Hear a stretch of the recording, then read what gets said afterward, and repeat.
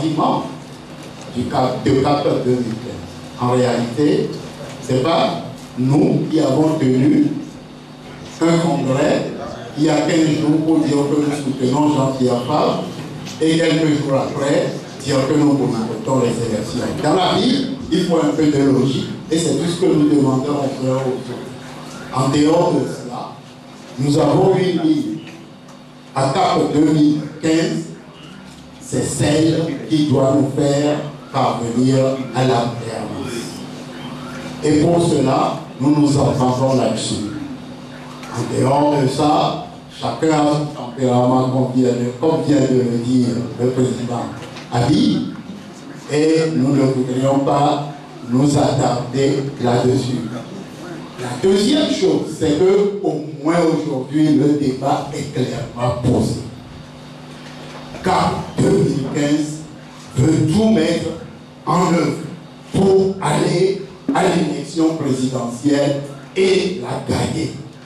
Nous ne sommes pas le premier peuple à aller à des élections dans des conditions qui ne sont pas tout à fait satisfaisantes. Mais quand un peuple veut, c'est tout un pays qui se transforme. Et pour ça, nous avons un exemple qui n'est pas loin de nous. Lorsque Ouad a voulu empêcher l'alternance dans son pays, les forces démocratiques se sont réunies.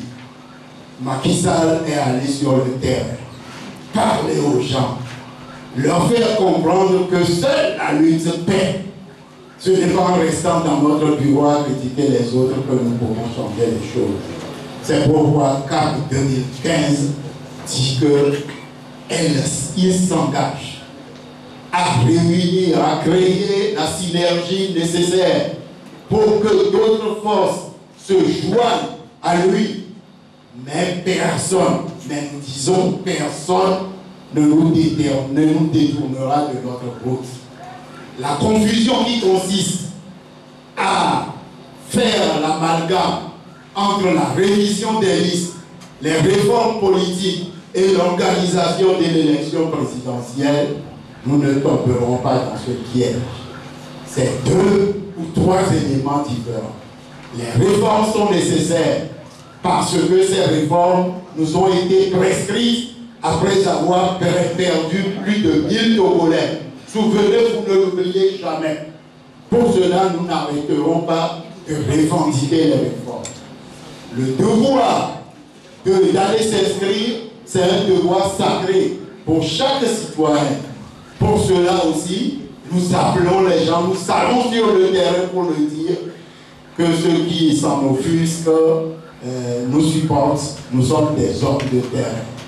Et le troisième, nous allons forcer la porte. Elle est fermée, c'est ce que l'on veut nous faire croire.